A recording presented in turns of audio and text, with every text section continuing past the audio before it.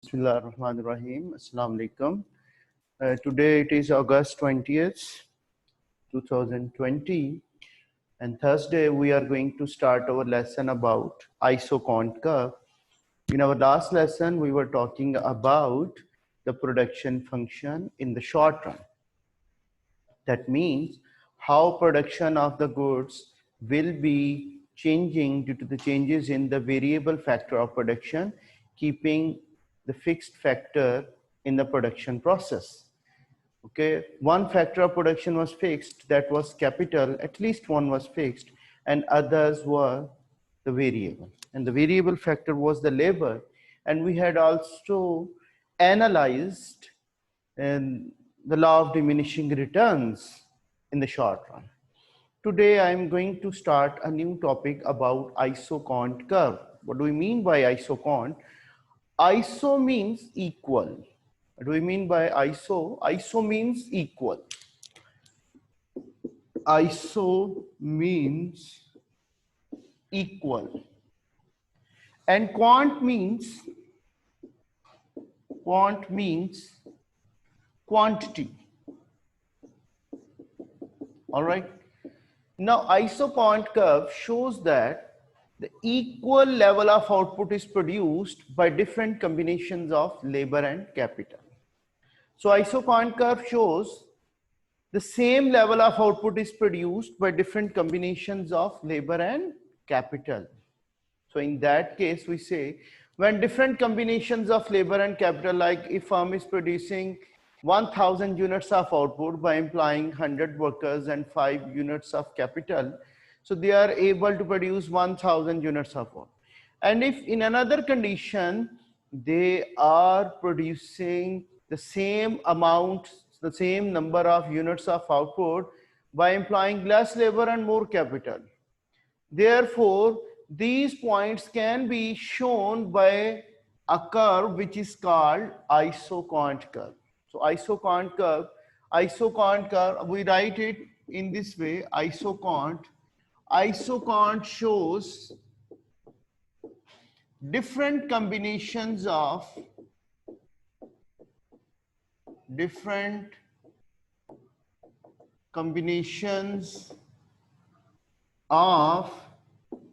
labor and capital which are producing the same level of output, the same level of total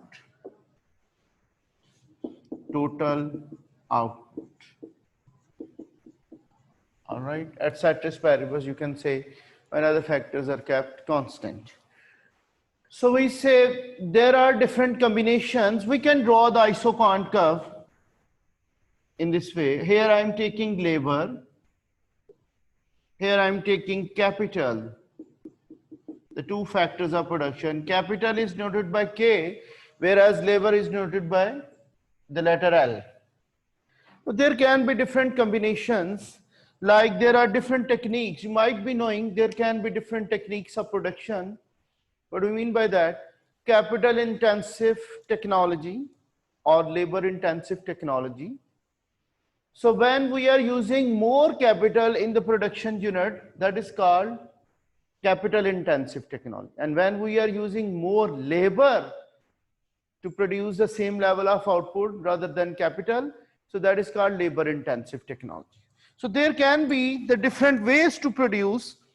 Suppose we are having a target to produce a quantity of 1000 units of output. So there are different ways.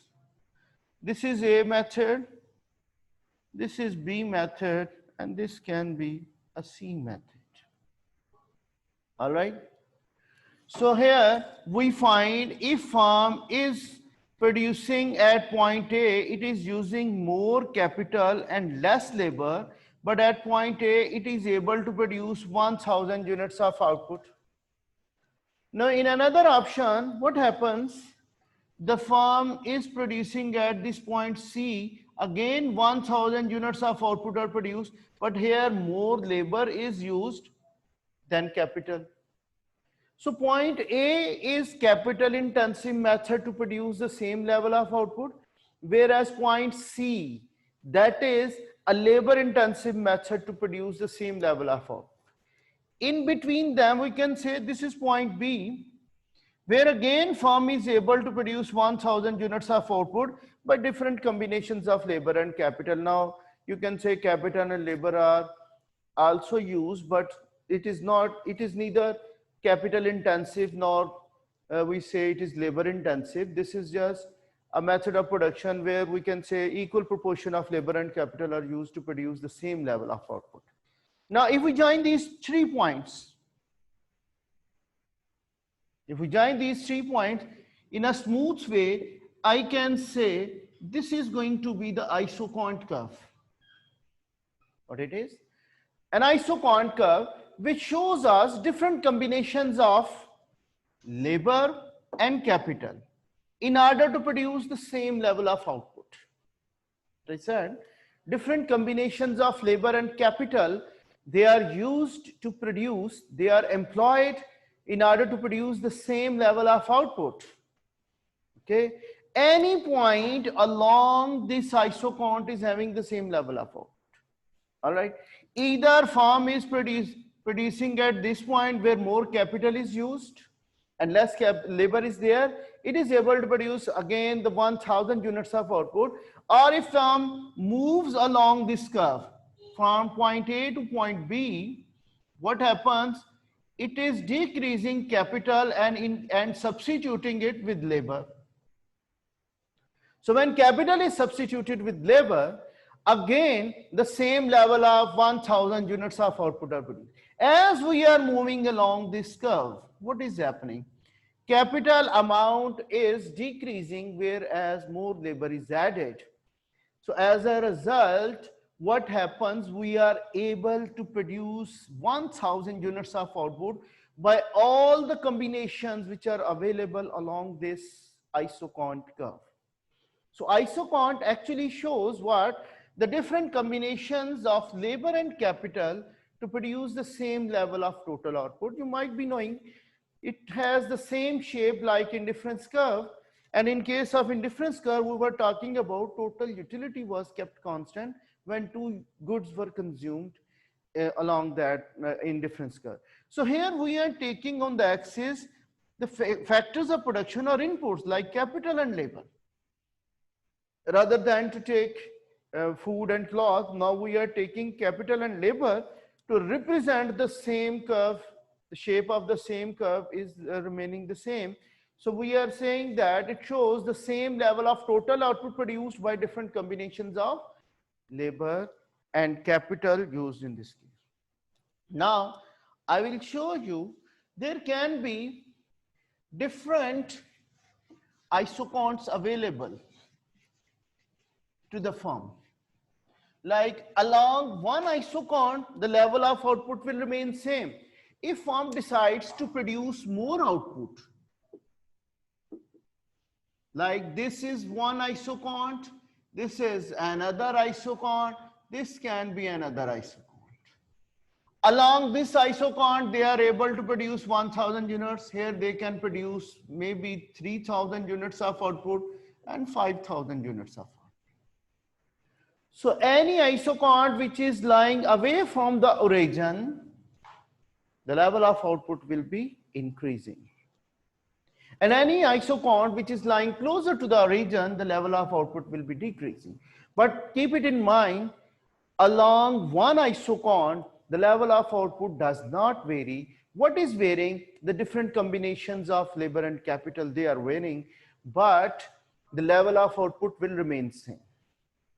I think it is clear to you, all of you people, that one isocont shows the combinations of labor and capital in order to produce the same level of output.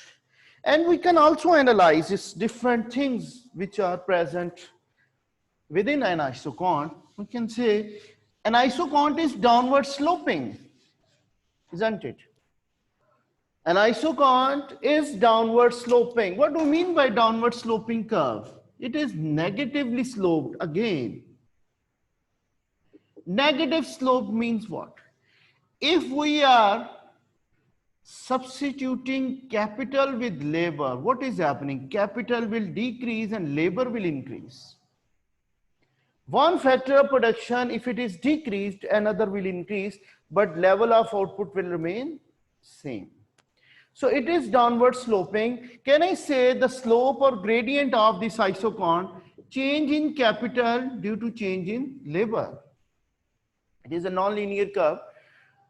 So we have to draw a tangent in order to measure its slope or its gradient. But right now we are drawing the diagrams rough to scale. In economics, we are not having scaled diagrams, but we are drawing rough to scale diagrams. We say in order to increase labor by a single unit, how many units of capital will be given up to remain along the same in isocont? All right. So if firm wants to increase labor by another extra unit of labor, another extra worker is added, how many units of capital will be given up? That is called the rate of change of isocont or the slope of isocont curve. So we write it, it is downward sloping, it is negatively sloped. We write the negative sign and then we say its slope is equal to marginal physical product of labor over marginal physical product of capital. And we studied marginal physical product of labor and marginal physical product of capital. Marginal means additional. This is the additional output brought into the firm by an additional worker employed. And same is the case, the additional output brought into the firm, produced into the firm by an additional unit of capital. So here we say, when extra worker is added, what happens? Marginal physical product of labor is going to say, you can say, what happens to the marginal physical product of labor? Are the extra workers, they are producing more output than the previous workers, or their output is diminishing? We studied that the extra worker, when they are added into the fixed factors, their additional output will be eventually diminishing. So can we say when less capital is employed, less units of capital will have more marginal physical productivity? So we can say when denominator is increasing but numerator is falling, so overall its slope is diminishing.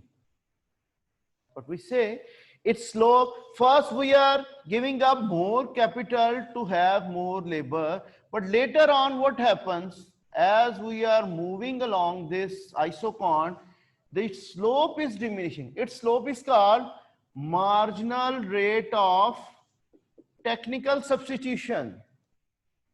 And in case of indifference curve, we said this is called MRS, marginal rate of substitution. But now in case of production, we say it is marginal rate of technical substitution.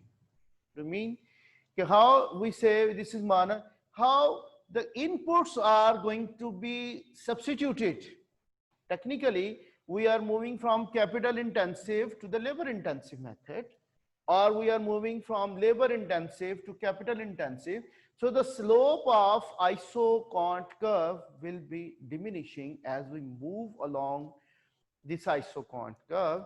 We say previously it is steeper on the left side of the isocont, but as we move along the right side, as we move from left to right, its slope will be eventually diminishing due to this reason, that marginal physical product of marginal physical product of labor of any extra worker will be eventually diminishing. More and more workers are added to this production unit, so the additional output of the additional workers will be eventually diminishing. Whereas when we are having less capital employed, so its marginal productivity will be increasing.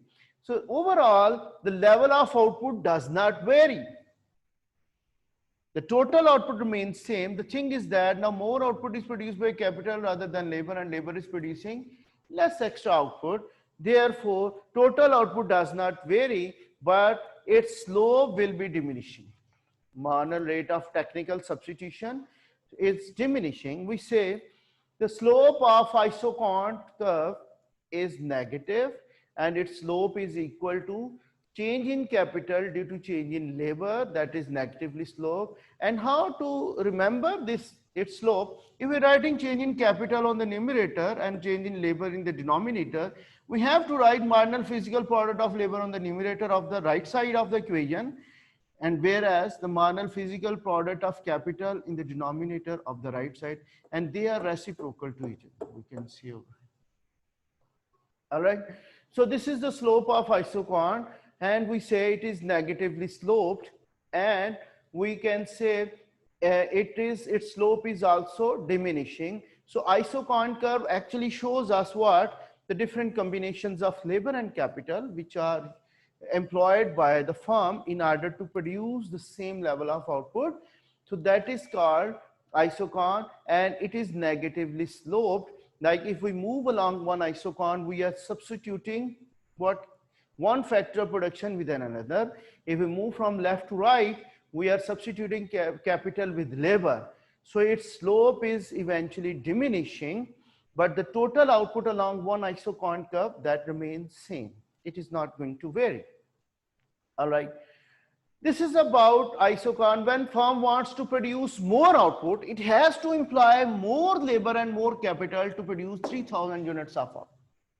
Or if it wants to produce 5,000 units of output, it has to further employ the number of workers and capital in order to produce more. And one thing more, the productivity of these factors of production should also be increasing, that they should be able to produce along higher isocon.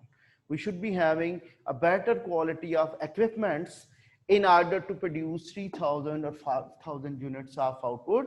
And along with that capital, we should also be needing a trained labor force in order to produce more, or more specialist labor force in order to produce more output. But along one isocon, either we are producing along one isocon, second one or third one, the total output level will not be varying. And if we are substituting one factor of production with another, that will be called the marginal rate of technical substitution, and that will be equal to its slope. How many units of capital will be given up to employ an extra worker? That depends upon the marginal physical product of labor over marginal physical product of capital. Now, that's all about our isocon. Now, I want to ask one question. Which combination of labor and capital should be employed by the firm in order to minimize its cost of production when it wants to produce either 1,000 units, 3,000 or 5,000 units? This is my question. How many number of workers and capital units will be employed by the firm in order to produce a given level of output? This isocon simply does not tell us about the relative prices of capital and labor. It only tells us the level of output and their marginal physical productivities and its downward sloping. Okay, it does not tell us what are the wages paid to the workers, what are the capital rewards in the form of interest are paid to the capital owners. So the prices of these inputs are not shown by isocon. It only tells us the level of output which is produced by different combination. It is failed to tell us anything about the relative prices of these inputs. In order to see the cost of production which is involved, because production, whenever a firm is producing the output, it needs to produce the output at the lowest cost possible. Its per unit cost should be minimized because its aim is to maximize the profit, and that aim can only be achieved whenever we are minimizing the cost of production. In order to see the cost of production, we need another thing. What is that? The isocost line. As we studied in our consumer behavior, the budget line of the consumer was studied in order to see where the consumer was able to maximize the utility within his income and the combinations of the two goods given to him. Now, ISO cost line, ISO means again equal, cost means the expenditures on labor and capital. So this line will be telling us the same cost of production by different combinations of labor and capital. So we'll be studying ISO cost line, and the least cost combination of labor and capital, where firm will be able to minimize its per unit cost of production and to achieve the productive efficiency.